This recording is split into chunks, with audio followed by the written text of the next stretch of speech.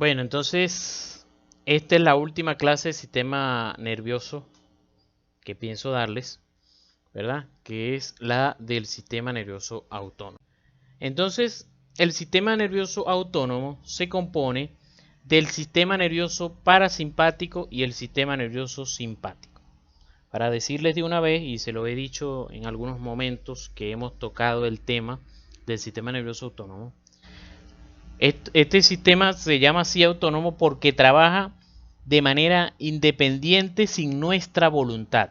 No necesita de que nosotros le demos órdenes desde nuestra corteza cerebral para que ejecute las cosas, sino que las hace de manera independiente. En este caso, lo que este profesor, el profesor Wilfredo Guanipa, él ha sido uno de los mayores promedios de la universidad. Me dio clase, esta fue en su última clase, la última clase que él me dio fue esta, porque la universidad lo becó, o sea, cuando eso era el médico general. En ese momento la universidad lo becó para estudiar endocrinología en España. Después de eso volvió unos años, pero por supuesto que encontró esto un poco diferente y se volvió ahí. Él era, es un excelente profesor. Él nos dio esta clase que le estoy dando, me acuerdo. Él nos dio esta clase solamente con estos dos dibujitos. Una lámina de acetato con estos dos dibujitos y con eso fue suficiente para darnos la clase. Es un excelente profesor.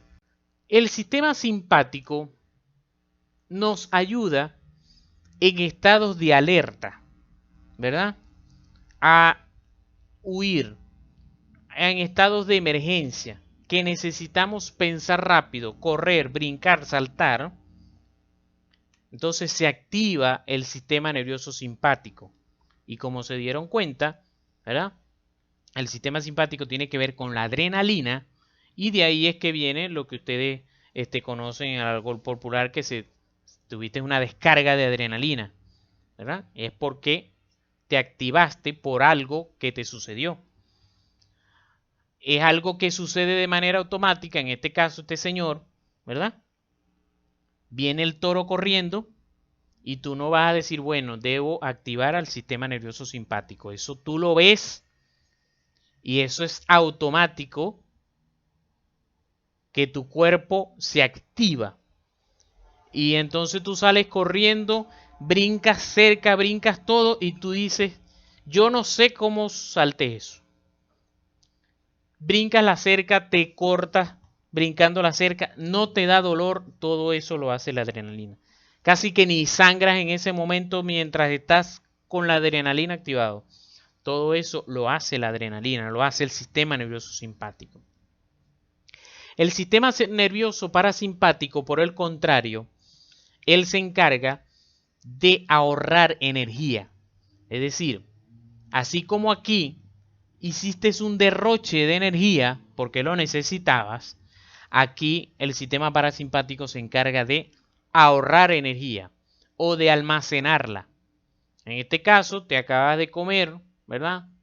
Un plato de pasta. Me acuerdo que el doctor en ese momento decía un buen mondongo, pero como a mí no me gusta el mondongo, como digo, un plato de pasta, un plato de pizza, y entonces te da como sueñito. Ese sueñito es porque el parasimpático dice, compadre, vamos a acostarnos un poquito porque yo soy el que voy a trabajar. Vamos a almacenar todo ese poco de pizza que usted se comió. Vamos a almacenarlo y guardarlo donde debe estar. En el hígado, en el músculo, etc. Entonces, te da sueño y entonces él se encarga de almacenar toda esa glucosa, todas las proteínas, todo eso que te comiste. Entonces, parasimpático almacena energía, simpático se activa en momentos de alarma. El sistema nervioso autónomo es súper importante porque hay muchas funciones en nuestro cuerpo que son mediadas por ella y que nosotros podemos modificar a través de fármacos. Por lo tanto, es sumamente importante que conozcamos la fisiología del sistema nervioso autónomo para que podamos saber cómo usar los medicamentos. Entonces tenemos un ejemplo aquí, ¿verdad? En el que tenemos la membrana presináptica, en este caso, en el caso del sistema nervioso autónomo, viene el impulso nervioso y entonces aquí están los neurotransmisores. Y los neurotransmisores se unen a la membrana presináptica y entonces vierten los neurotransmisores, no, que esto se llaman las vacuolas. Entonces las vacuolas se unen a la membrana presináptica y vierten el neurotransmisor, que en este caso es acetilcolina. La acetilcolina, ¿verdad?, influye en la membrana postsináptica, en los receptores que tiene ella, pero igual aquí hay unas enzimas en la hendidura sináptica, unas enzimas que cortan a la acetilcolina. Esa enzima se llama la colinesterasa. La colinesterasa divide la acetilcolina en colina y en ácido acético. Y entonces así se termina el trabajo. Entonces, esto debemos saberlo porque muchos de los medicamentos pueden actuar, por ejemplo, en ser bloqueantes aquí en los receptores, bloqueantes de la acetilcolina. Otros medicamentos, y entonces hace que el impulso nervioso no continúe. Otros medicamentos pueden ser inhibidores de la colinesterasa, se pegan a la molécula de colinesterasa e impiden que la colinesterasa sea cortada y por lo tanto impiden que la acetilcolina sea cortada. Entonces aumentan el efecto que está dando la acetilcolina. ¿Ven? Entonces de todas esas maneras se puede ayudar, se puede modificar la fisiología. La acetilcolina, ¿verdad?, cuando es vertida se consigue con dos tipos de receptores. Es decir, no solamente existe un receptor específico para ella, sino que existen dos receptores que se llaman los receptores nicotínicos y receptores muscarínicos. Los receptores, bueno, ellos se llaman así porque cuando han hecho los experimentos se han dado cuenta que son afín, es decir, reciben a la nicotina. Y estos reciben a la muscarina, que son derivados de los hongos. Entonces, si se activan, si la membrana, entonces nosotros debemos saber si la neurona que continúa, dependiendo en qué parte del cuerpo estemos, pueden ser receptores nicotínicos o pueden ser receptores muscarínicos. Entonces, si se activan receptores nicotínicos, el impulso viaja más rápido. Si se activan receptores muscarínicos, viaja más lento. Entonces, eso lo debemos tomar en cuenta porque al momento de usar medicamentos que actúen sobre la acetilcolina, sea aumentando su acción o disminuyendo su acción, cortando, ¿verdad?, ayudando a la colinesterasa a cortarla más, sea independientemente cualquiera de las dos. Entonces nosotros debemos estar pendientes porque si estamos aumentando su acción y es un receptor nicotínico, estamos aumentando más el efecto del sistema nervioso autónomo, sea simpático y parasimpático, y a veces nos podemos exceder. Por ejemplo, ejemplo típico, si alguno de ustedes es asmático, ¿verdad?, han tomado un medicamento que puede ser salbutamol, o si está muy grave en una crisis asmática, le han dado adrenalina, y muchas veces, ¿cuál es el efecto que da? Taquicardia, aumento de la frecuencia cardíaca. Entonces, ese medicamento aumenta la frecuencia cardíaca porque actúa a nivel del sistema nervioso simpático. ¿Ve? O sea, yo la estoy usando para que abra los bronquios, pero también me actúa a nivel de la frecuencia cardíaca. Entonces son las cosas con que debes saber y que debes jugar, pues. El sistema nervioso autónomo, aquí lo vemos en este dibujo, cómo se maneja en cuanto a sus neuronas. Fíjense, esto es una neurona normalita motora, ¿verdad? tiene su cuerpo neuronal, va su axón, este sería, vamos a decir, la segunda motoneurona, ¿verdad? Lleva su axón y termina en la fibra muscular. Ella, ¿verdad?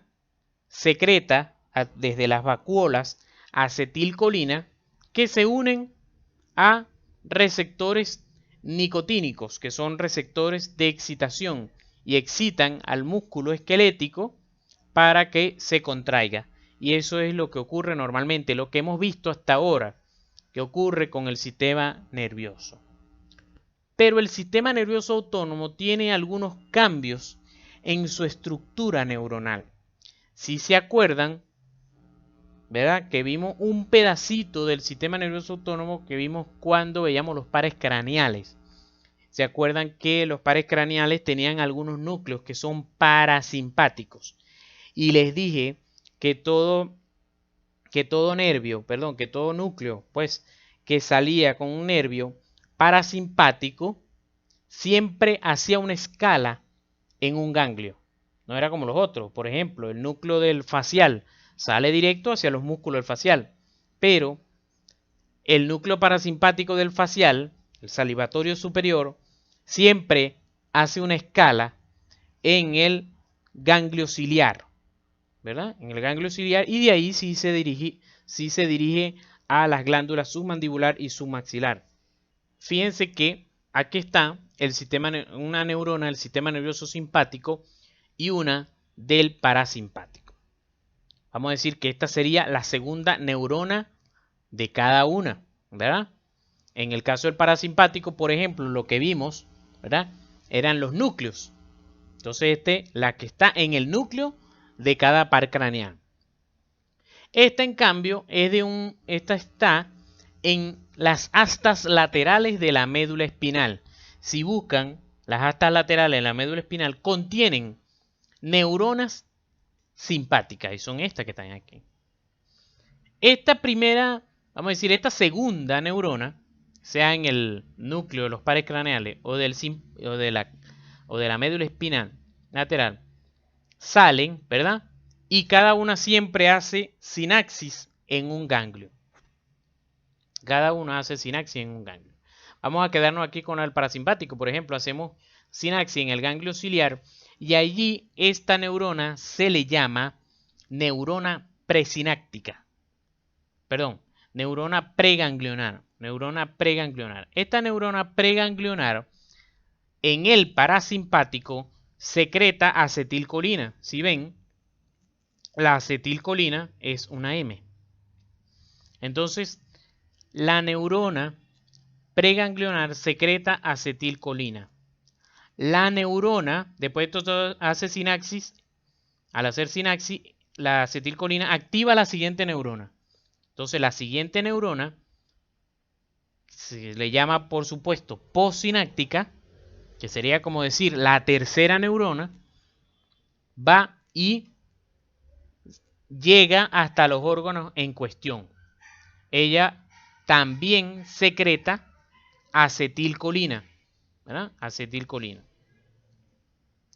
Entonces, en el parasimpático, tanto la neurona presináptica como tanto la neurona preganglionar como la posganglionar secretan acetilcolina. Ahora vamos con la simpática. En el caso de la simpática, del sistema nervioso simpático, la preganglionar secreta acetilcolina, pero la posganglionar secreta noradrenalina. Profesor, ahí dice norepinefrina. Bueno, es lo mismo. Pasa que en Estados Unidos el nombre es norepinefrina o epinefrina. Aquí usamos noradrenalina o adrenalina. Entonces, secreta y llega hasta los sitios para hacer su función. Entonces, fíjense que se tienen que aprender, vamos a decir, como decir 4 neuronitas, ¿verdad? Dos del parasimpático y 2 del simpático. Las 2 del parasimpático secretan acetilcolina y preganglionar del simpático secreta acetilcolina, pero la postganglionar del simpático secreta adrenalina. Alternativamente, el simpático tiene un sistema, ¿verdad?, de ayuda, ¿verdad?, que está en las células de la glándula suprarrenal.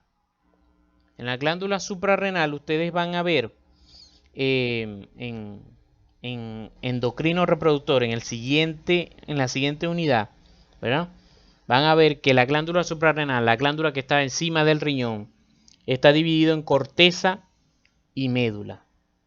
Y la parte medular, que por cierto, embriológicamente deriva del sistema nervioso, secreta adrenalina. Entonces, cuando yo necesito activar al sistema simpático, ¿verdad? Cuando yo necesito activar al sistema simpático, el sistema simpático también se ayuda de que le dice a la glándula suprarrenal que secrete adrenalina. Y las moléculas de adrenalina, ¿verdad?, potencian la acción de la noradrenalina. Es decir, la noradrenalina la secretan las neuronas postganglionares del sistema simpático. En cambio, la adrenalina viene de la glándula suprarrenal. De hecho, esa glándula también se le llama adrenal, sobre todo en los animales, porque en los animales esa glándula no está encima del riñón. Recuerden que los animales normalmente caminan en cuatro patas, los mamíferos caminan en cuatro patas, entonces la glándula queda por delante del riñón anatómicamente. Entonces los veterinarios no le llaman suprarrenal, sino adrenal. Esta ayuda, potencia al sistema simpático. Entonces, si van viendo, a medida que vamos avanzando, vamos a ir diciendo algunas diferencias entre el simpático y el parasimpático que están resumidas en una lámina al final. El sistema parasimpático anatómicamente, ¿verdad?, se encarga, está condicionado por los nervios de los pares craneales y por los nervios en el sacro. Creo que eso se los comenté una vez. El parasimpático, ¿verdad?, se encargan nervios de los pares craneales y nervios del sacro. Por eso es que ustedes no vieron, o sea, cuando vimos los núcleos de los pares craneales, no vieron que vieron que ningún núcleo es simpático, porque los pares craneales tienen que ver con el parasimpático. Por el contrario, el sistema simpático se encarga anatómicamente los nervios que están en el tórax y lumbares, o sea, los nervios torácicos y lumbares. Por eso en algunos libros al sistema parasimpático se le llama craneosacro. Y por eso al sistema simpático algunos libros le llaman sistema tóraco-lumbar. Es decir, que si van a médula espinal, cuando ven los núcleos laterales, las astas laterales de la sustancia gris, donde hay, fíjense, aquí están las astas laterales de la sustancia gris, donde están las neuronas preganglionares del sistema simpático, solamente esa asta lateral la van a encontrar en tórax y abdomen, en tórax y lumbares. En sacras no hay porque es parasimpático, y en cervicales menos, porque en cervicales de hecho no hay ni para uno ni para otro, sino en los pares craneales. Entonces, fíjense que en este dibujo vemos lo mismo, más o menos lo que vimos allá, que en la lámina anterior, que la preganglionar parasimpática suelta acetilcolina y la postganglionar suelta acetilcolina. En cambio, la simpática preganglionar suelta acetilcolina y la posganglionar suelta noradrenalina. Ahora, hay otra diferencia también en cuanto a estos dos sistemas, y es en la longitud de las neuronas. La neurona preganglionar parasimpática es larga. Casi siempre el ganglio ciliar, el ganglio submandibular están cerca del órgano efector. Este límite aquí es como decir, esto de aquí para acá es el órgano efector. Entonces, casi siempre el ganglio ya está cerca del órgano efector. Y entonces la posganglionar, por ende, es una neurona corta.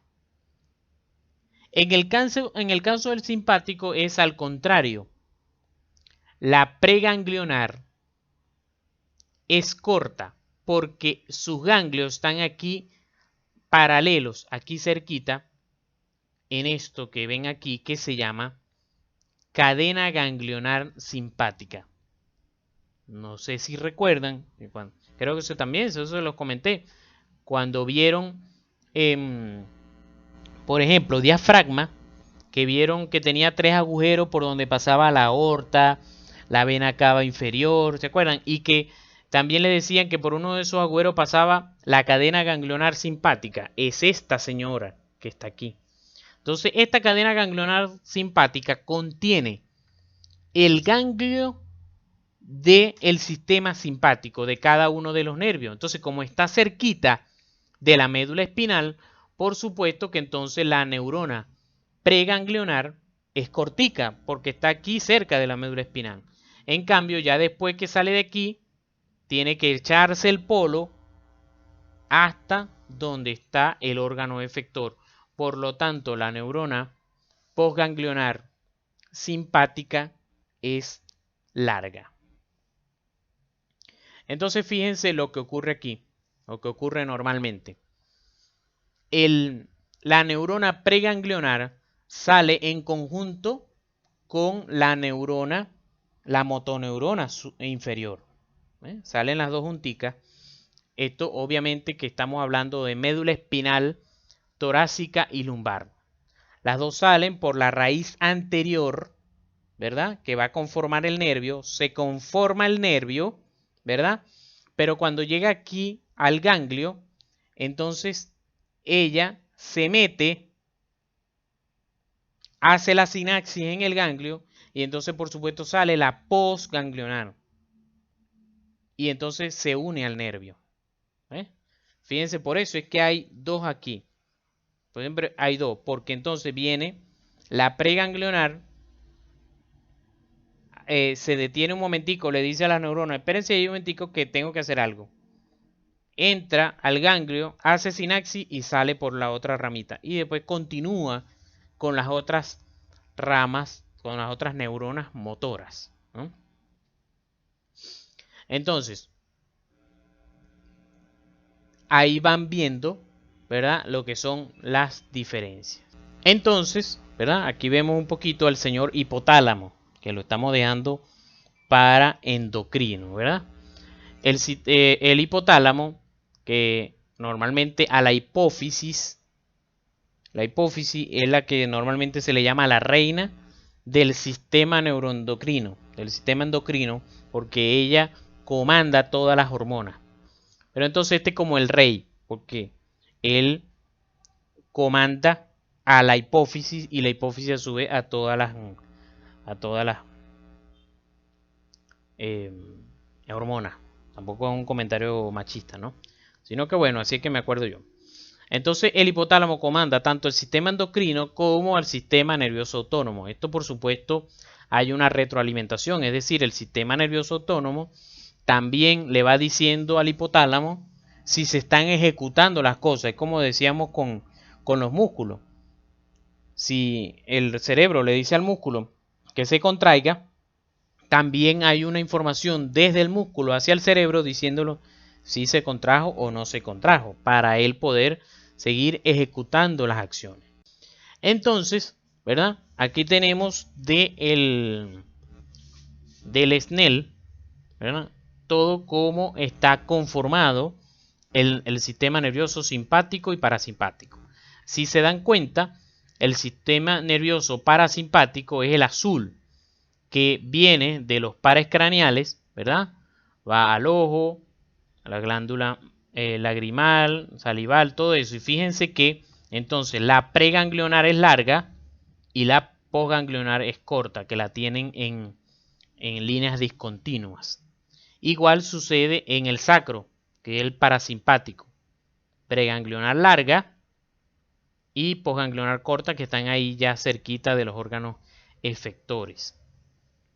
De los órganos donde se va a efectuar la acción. Igual, toracolumbar es el simpático llega a la cadena ganglionar, hace sinapsis con las postganglionares que sí tienen que echarse el polo a cada uno de los órganos para llegar. Este que viene aquí es el señor vago, que él, a través de su núcleo parasimpático principal es el que se encarga de echarse el polo a todos los órganos del tórax y del abdomen. Me imagino que se acuerdan. Aquí en el cuello, a nivel del cuello, hay un ganglio que se llama ganglio simpático cervical.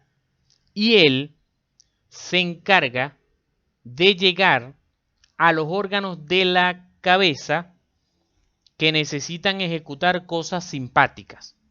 Es decir, las parasimpáticas del ojo, la glándula submandibular, parotidia y todo eso, parasimpáticamente están inervadas por los pares craneales, pero simpáticamente están inervadas por el ganglio simpático cervical, que ese está en la base del cuello. Entonces la postganglionar tiene que echarse el polo, subir todo el cuello y llegar a cada uno de los sitios, al ojo, a la glándula mandibular, a las glándulas submaxilares, a parotidia, etc. Entonces vamos a ir viendo prácticamente cada uno de estos órganos que son efectuados. ¿Cuál es el efecto que da el simpático y el parasimpático en cada uno de estos órganos? Entonces, en la pupila, bueno, se acuerdan que sale del núcleo parasimpático del oculomotor la neurona preganglionar, pasa por el ganglio ciliar y del ganglio ciliar llega al iris. ¿Y cuál es el efecto? Midriasis. El efecto de la miosis, es decir, que más bien se cierre el ojo, nos los da el simpático a través de su ganglio cervical, ¿verdad? El ganglio cervical que les di ahorita, llega al iris y llega al elevador del párpado. Es decir, ¿por qué? Porque el elevador del párpado, porque ustedes dirán, pero profesor, el elevador del párpado solamente está inervado por el oculomotor. Bueno, resulta que no, que él también recibe unas fibras simpáticas. Entonces algunas fibras musculares de este músculo, valga la redundancia, están inervadas por el simpático. Entonces, si esto se bloquea, si se bloquea el simpático, el paciente va a tender a caérsele el párpado. Entonces ocurre tosis palpebral, que se lo dije en los pares craneales, que la caída del párpado superior se le llama tosis palpebral. Se escribe con PT, tosis, pero sin nombrar la P, pero si lo vas a escribir, se escribe PT. Es una palabra griega que significa simplemente caída. A las glándulas submandibulares y submaxilares, el parasimpático, a través de los núcleos salivatorios, ¿verdad? Las activan. Activa que secrete la saliva. Por ejemplo, les coloco el ejemplo de que tú de repente muerdes un limón. ¿Qué pasa? El parasimpático, que es el que tiene que ver con la comida, activa las glándulas submandibulares y submaxilares y parotidia. Salivas, y eso es algo involuntario. Fíjense que todas estas cosas suceden de manera involuntaria. Tú no puedes decir, bueno, voy a salivar porque estoy viendo una pizza, ¿no? Lo que no te provoca, no vas a salivar. La simpática, por ejemplo, por el contrario, entonces inhibe la contracción de las glándulas. Por ejemplo, sales corriendo por el toro, acordándonos del dibujito al principio, sales corriendo por el toro y llegas al otro lado de la cerca y dices, tengo hasta la boca seca. ¿Por qué?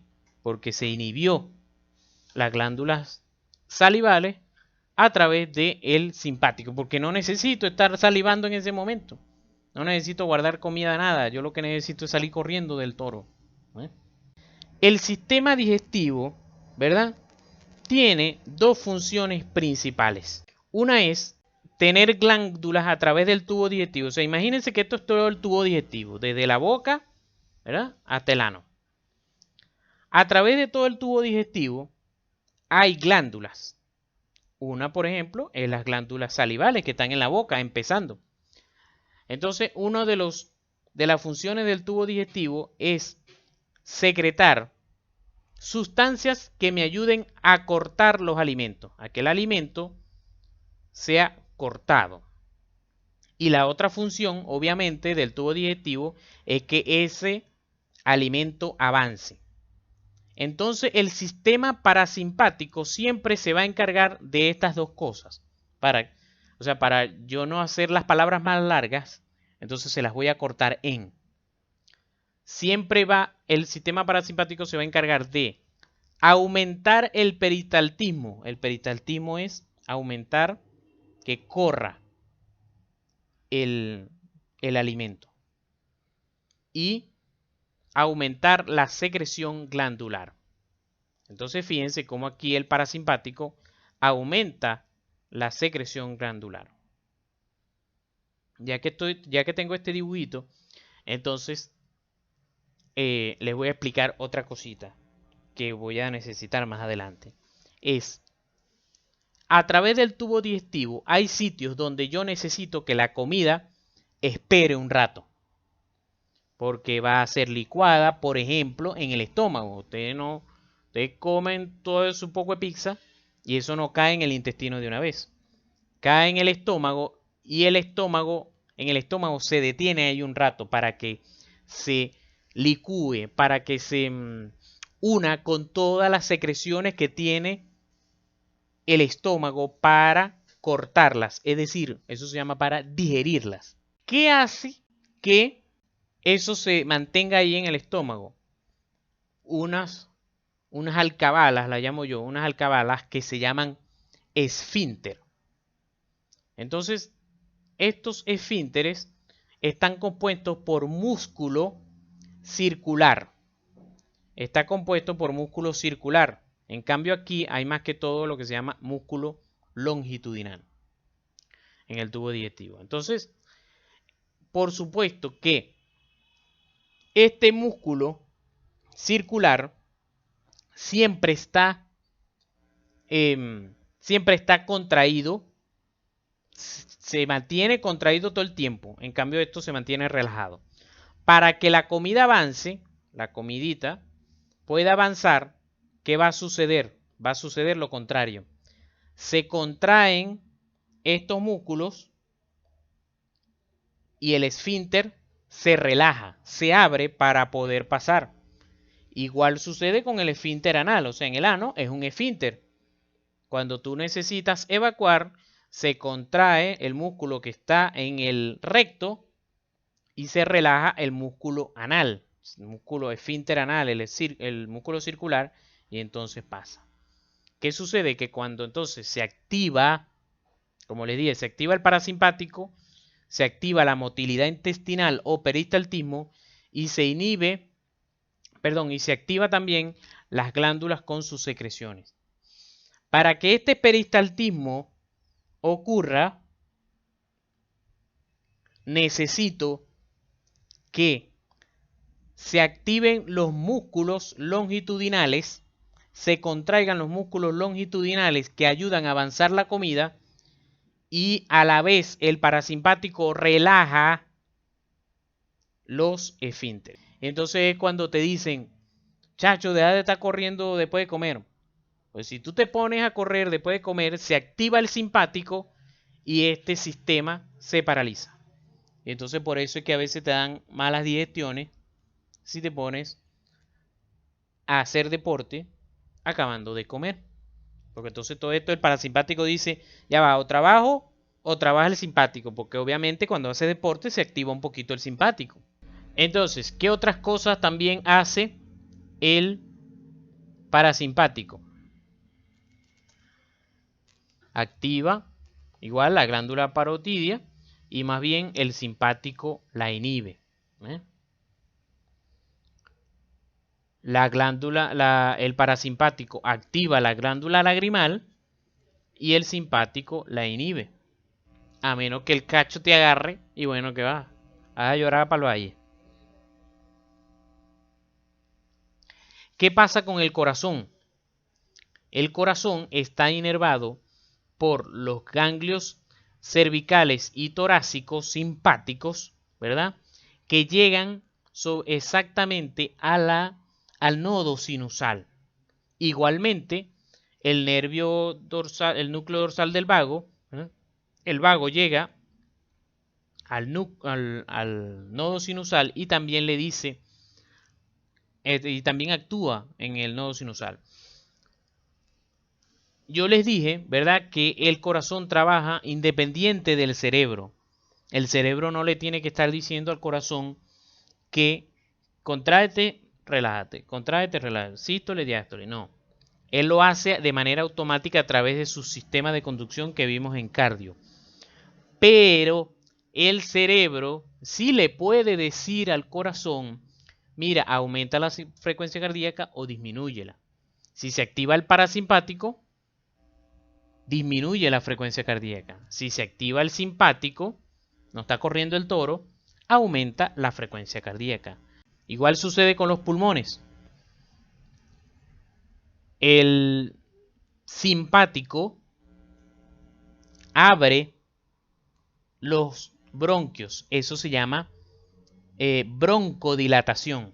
Hay broncodilatación por parte del sistema simpático y hay broncoconstricción por parte del sistema parasimpático. Entonces, aquí es donde viene lo del ejemplo del asma, que muchos medicamentos asmáticos, o sea, antiasmáticos, perdón, son inhibidores del sistema parasimpático para que no se contraigan esos bronquios. Esos bronquios están rodeados de un músculo liso, es decir, de un músculo involuntario que está inervado por el parasimpático. Yo bloqueo el parasimpático, bloqueo que no se me contraiga en ese músculo liso del bronquio y entonces ahora se me dilata el bronquio. Pero ¿qué pasa? Si yo uso medicamentos que activan el simpático para que activen, para que se dilate el bronquio, esto también se me va a activar y me va a aumentar la frecuencia cardíaca. Por eso es que a algunas personas el salbutamol o la adrenalina les da como efecto adverso el aumentar la frecuencia cardíaca. ¿Qué sucede con el tubo digestivo? ¿Verdad? Con el tubo digestivo, bueno, lo mismo que ya les expliqué en aquel dibujito. El parasimpático, a través del nervio vago que se echa el polo para allá para abajo, fíjense que el vago llega hasta, o sea, inerva todo el intestino delgado y el grueso hasta el colon ascendente, se llama esto. Ustedes en teoría no lo saben porque hasta que lleguen a digestivo. Ya el colon ascendente, transverso, descendente, sigmoide, se encargan los sacros. La parte parasimpática se encarga el sacro. Entonces, ¿cuál es el efecto en el tubo digestivo? Aumentar el peristaltismo, y por eso es que en el muñequito veíamos que le estaba sonando la barriga, es porque está aumentando el peristaltismo, la motilidad intestinal. Y se relajan los esfínteres. De ahí viene, ¿verdad? Que este parece un pato. Come y ya para el baño. Por eso, porque se activa el parasimpático, se relajan los esfínteres y bueno, vamos para el baño. Caso contrario, el sistema simpático. El sistema simpático se activa Me está corriendo el toro, entonces disminuyo la motilidad intestinal, disminuyo la secreción de las glándulas y más bien contraigo los esfínteres. En el caso del riñón, ¿verdad? También se disminuye la filtración glomerular. ¿Por qué? Porque me está corriendo el toro, yo no voy a estar buscando dónde orinar.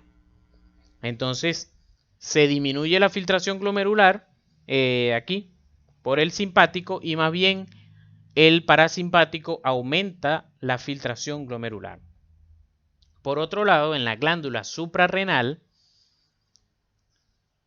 el simpático, ¿se acuerdan que tiene ese sistema alternativo que le ayuda de activar la glándula suprarrenal que secreta adrenalina y potencia en muchas veces el efecto que está haciendo la noradrenalina en nuestro cuerpo?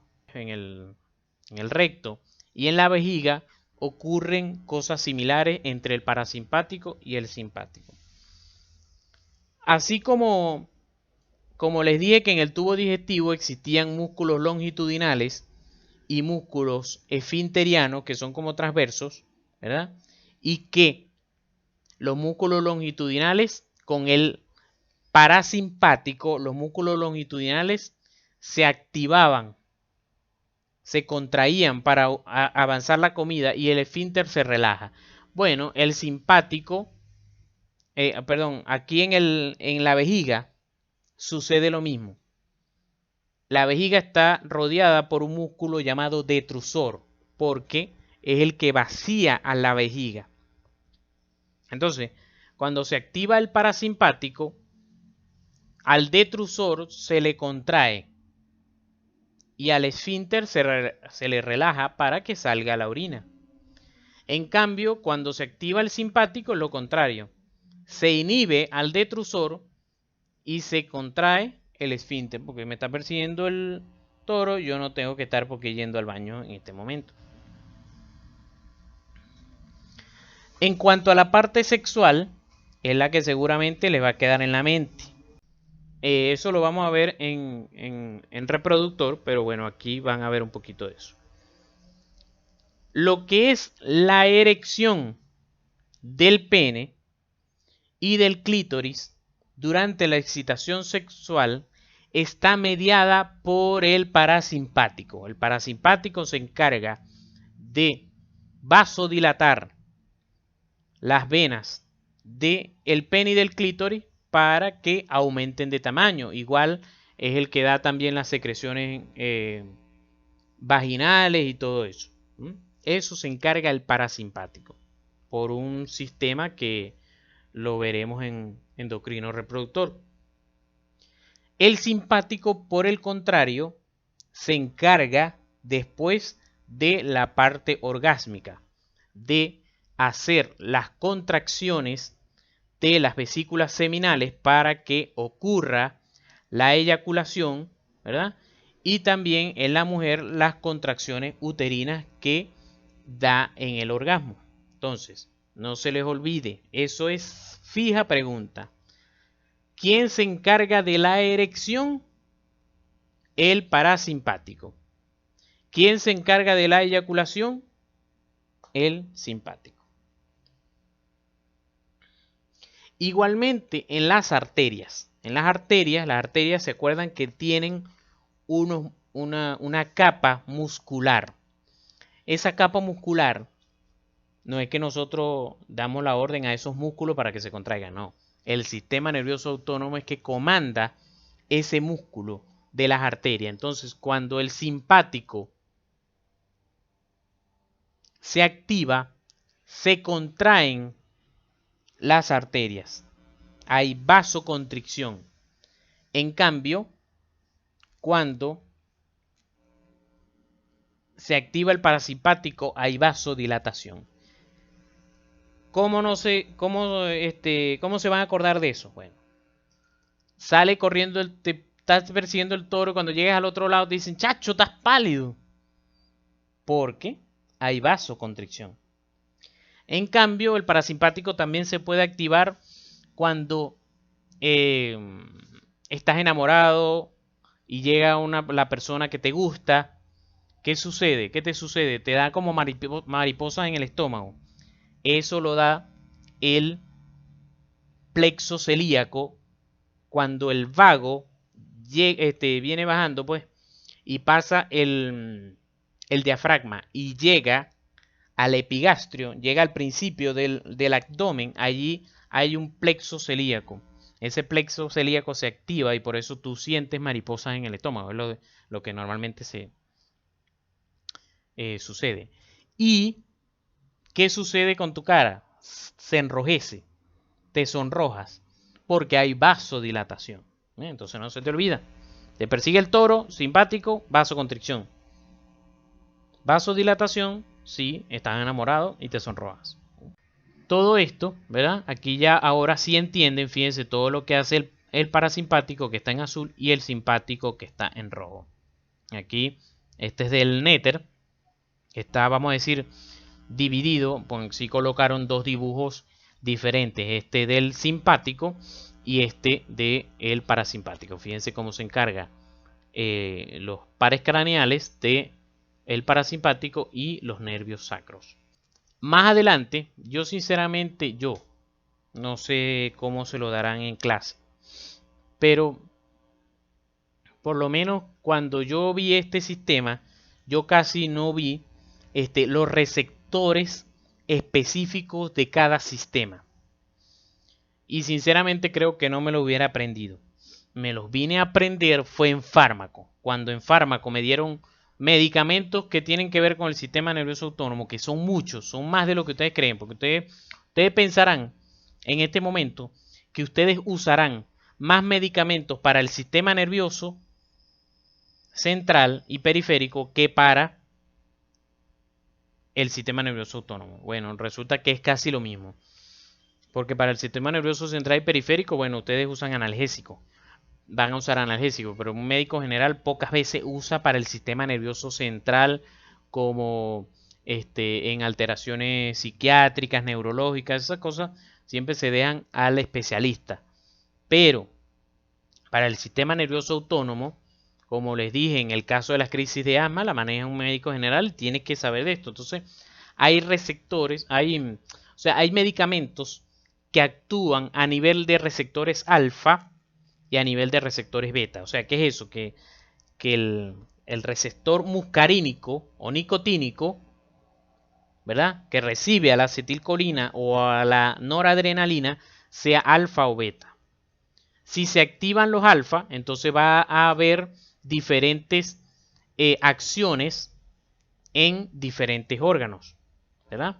Igualmente, si es la beta, que los beta 2, es lo que me acuerdo, los beta 2 son los que más se usan en asma porque actúan en el bronquio dando relajación. Es lo que más me acuerdo.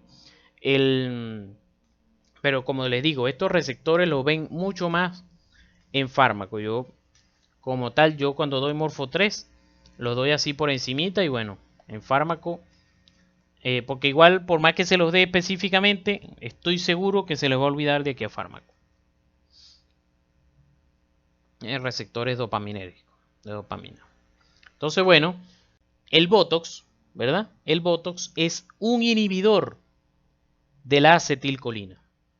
¿Qué sucede normalmente, verdad? La acetilcolina está en las vacuolas, ella ayudada por unas moléculas se pega a la membrana postsináptica y vierte la acetilcolina en la hendidura sináptica para que el próximo receptor la reciba y continúe el impulso nervioso. El Botox, que es impide que la vacuola se una a la membrana postsináptica. Si impide eso, obviamente la acetilcolina no va a ser vertida en la hendidura sináptica y por lo tanto no va a continuar el impulso nervioso.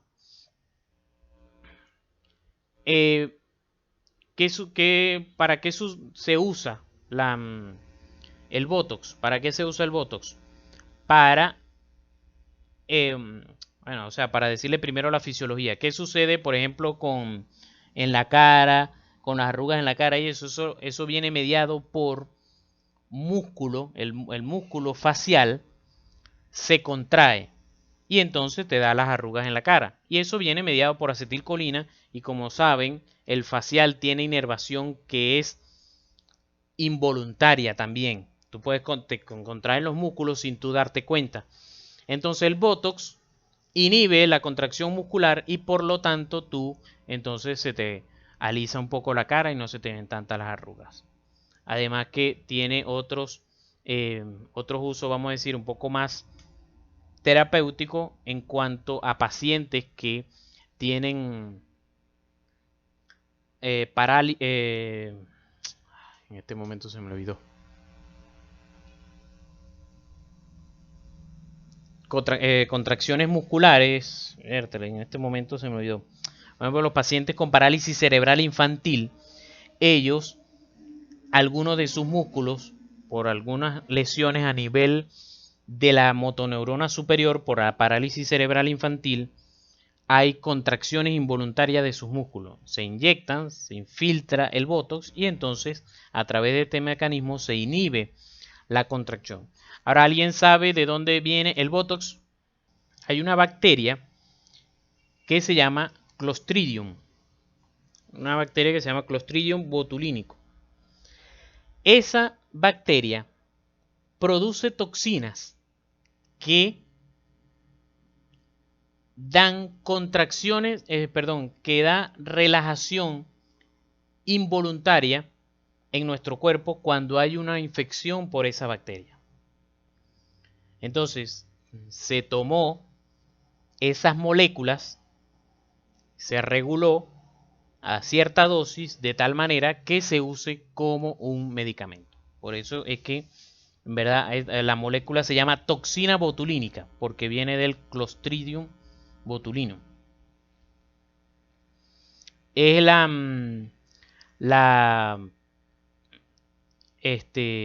la bacteria que cuando te cortas con una lata o algo, te dicen que te puede dar tétanos y eso. Entonces, es esa misma bacteria. ¿Ah? Te puede relajar los músculos y chao cheo porque hasta te relaja el diafragma. Si te relaja el diafragma, chao. Entonces, en resumen, ¿verdad? En resumen tenemos las diferencias entre el simpático y parasimpático, ya prácticamente se las saben. El simpático es un sistema toracolumbar, el parasimpático es craneosacro. En el simpático los ganglios están cerca de las vértebras, en el parasimpático están cerca del órgano efector. Esto hace que las fibras postganglionares sean largas, las del simpático, porque tienen que ir de las vértebras al órgano efector. En cambio, las postganglionares son cortas en el parasimpático porque están cerca del órgano efector. En el simpático, las fibras preganglionares van para muchas postganglionares. En cambio, las preganglionares van para algunas postganglionares, porque recuerden que aquí el ganglio está cerca de las vértebras. Entonces, varias preganglionares pueden llegar al mismo ganglio. En cambio, aquí las preganglionares va una para la submandibular, otra preganglionar va para el ojo y van diferentes porque los ganglios están más dispersos. El simpático tiene una glándula que le ayuda a potenciar su efecto, que es la glándula suprarrenal, y en el parasimpático no lo hay. En el simpático, ¿verdad? En la postganglionar hay liberación de adrenalina y noradrenalina. En el parasimpático es de acetilcolina. Y la función ya la sabemos. La diferencia. El simpático es emergencia y en el parasimpático es liberación de la energía. Estamos a la orden, cualquier cosa. Vamos hasta aquí. Si tienen alguna pregunta, alguna duda, estoy completamente a su disposición.